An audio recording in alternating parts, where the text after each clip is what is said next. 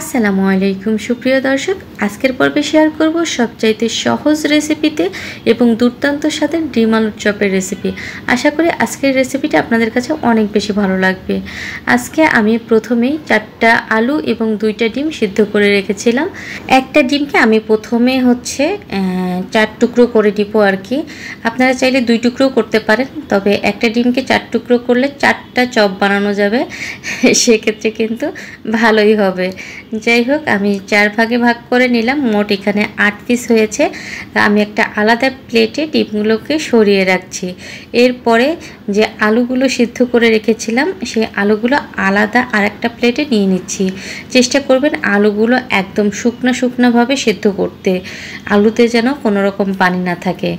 আর এই তো আমি কতগুলো পেঁয়াজ নিয়েছি, পেঁয়াজ কুচি, এরপরে দিচ্ছি 4টা শুকনো মরিচ। আপনারা ঝালটা আপনাদের পছন্দ অনুযায়ী কমিয়ে বাড়িয়ে অ্যাড করে নেবেন।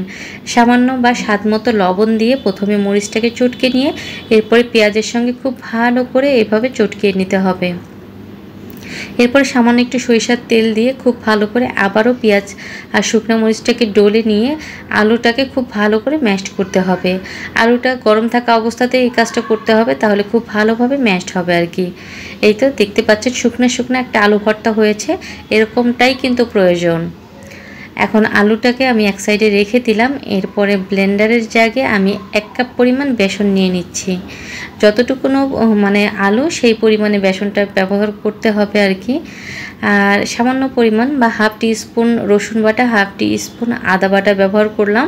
এরপরে স্বাদ মতো লবণ দিয়ে দিলাম। এখন এর মধ্যে আমি দিয়ে দেবো হাফ টিস্পুনের মতো হলুদ গুঁড়ো আর হাফ টিস্পুনের মতো লাল মরিচের গুঁড়ো। এখন সামান্য একটু পানি দিয়ে বা অল্প অল্প করে পানি দিয়ে একটা ঘন ব্যাটার তৈরি করে নিতে হবে। আর ব্লেন্ডারে করার একটাই কারণ, খুব দ্রুত ব্যাটারটা স্মুথ হয়ে যাবে এবং আপনি সঙ্গেই চপগুলো ভেজে নিতে পারবেন। একটা আলাদা বাটিতে আমি ব্যাটারগুলো সুন্দর করে ঢেলে নিচ্ছি। ব্যাটারের ঘনত্বটা দেখিয়ে দিচ্ছি, এই যে আঙ্গুল ডুবালে আঙ্গুলটা কোট হয়ে যাবে। এখন আমি চপগুলো তৈরি করে দেখাচ্ছি। হাতের মধ্যে আলুটাকে পাতলা করে সরিয়ে নিয়ে এর মধ্যে 1 পিস বা 1 স্লাইস ডিমের টুকরো নিয়ে এরপরে আবারও উপর থেকে আলু দিয়ে যেভাবে সুন্দর করে চপের আকার দিয়ে নিতে হবে আর কি। দেখতে অনেকটা একদম চমচমের মতো লাগবে, এতটা সুন্দর লাগছিল না দেখতে, খুবই মজা হচ্ছিল, ভালো লাগছিল আমার এই চপগুলো তৈরি করতে। দেখতেই পাচ্ছেন কতটা স্মুথলি এবং কতটা সুন্দর একটা চপ তৈরি করে নিয়েছি। এভাবে আমি মোট 5টা চপ তৈরি করে নিচ্ছি। ইফতারিতে এভাবে যদি আলুর চপ আপনারা এত সুন্দর করে তৈরি করে সামনে রাখেন, সবার কিন্তু খাওয়ার আগে মনটাই ভরে যাবে। আর খেতে তো মাশাআল্লাহ অনেক বেশি ইয়ামি হবে। একদমই অল্প উপকরণে আজকের এই ডিম আলুর চপের রেসিপিটা দেখানোর চেষ্টা করেছি, যাতে সবাই বাসায় যখন তখন তৈরি করতে পারে। যাই হোক, এখন চলে যাব চপগুলো ভাজার জন্য। ব্যাটারটার মধ্যে সুন্দর করে আলুর চপগুলো কোট করে নিয়ে একদম হাই হিটে গরম করে রাখা তেলের মধ্যে ছেড়ে দিতে হবে। এরপরে চুলার জালটাকে কিন্তু একদম কমিয়ে দিয়ে অল্প আঁচে সময় নিয়ে আলুর চপগুলো ভাজতে হবে।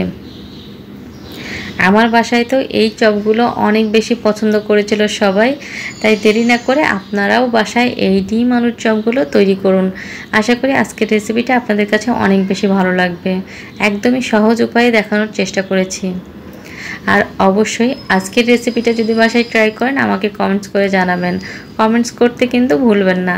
আর যদি বেশি ভালো লাগে তাহলে অবশ্যই আমার চ্যানেলটা সাবস্ক্রাইব করে আমার চ্যানেলের পাশে থাকবেন। কথা বলতে বলতে আমার চপগুলো কিন্তু ভাজা হয়ে গিয়েছে। এখন এই চপগুলো তুলে গরম পরিবেশন করব। আর ইফতারের আগ মুহূর্তে এভাবে তৈরি করে যদি টেবিলে রাখেন সবারই কিন্তু অনেক বেশি ভালো লাগবে। আর এই তো ডিম আলুর চপের ফাইনাল লুক কেমন লাগলো অবশ্যই কমেন্টস করবেন। আর সবাই ভালো থাকবেন, সুস্থ থাকবেন। আজকের রেসিপিটা এখানেই শেষ করছি। আল্লাহ হাফেজ, আসসালামু আলাইকুম।